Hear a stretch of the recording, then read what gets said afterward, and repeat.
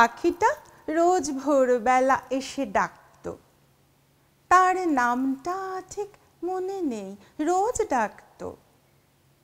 সোনা ঠোঁটে তার রাঙা সূর্যের ছোঁয়া লাগত। নিম গাছটায় রোজ ভোর হলে যেই ডাকত, কি যে অদ্ভুত ভালো লাগতো। আহা, কবিতার মতো নামটা তার মনে নেই।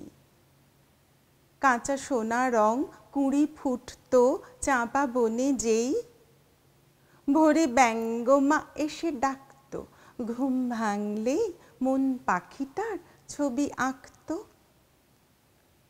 নীল মখমলে রাঙা টিপ আঁকা তার পাখাতে, মৃদু সমীরণ এসে দোলা দিত তরু শাখাতে।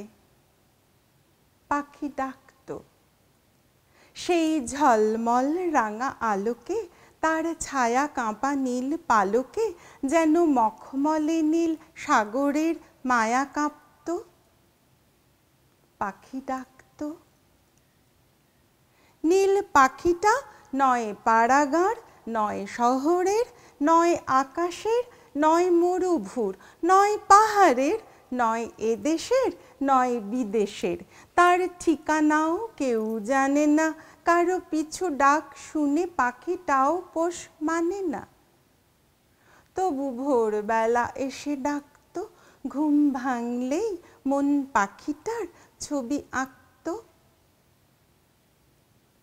নিম গাছটায় গান গেয়ে গেয়ে কি যে পেত সে, সব পেয়েছির দেশে সন্ধ্যায় ফিরে যেত সে।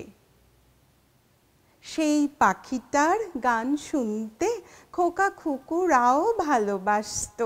নীল সাগরের ঢেউ গুনতে, রাঙা স্বপ্নের জাল বুনতে, মায়া রাত্রির নীল নিঝুম ঘুম আসত। পাখি ডাক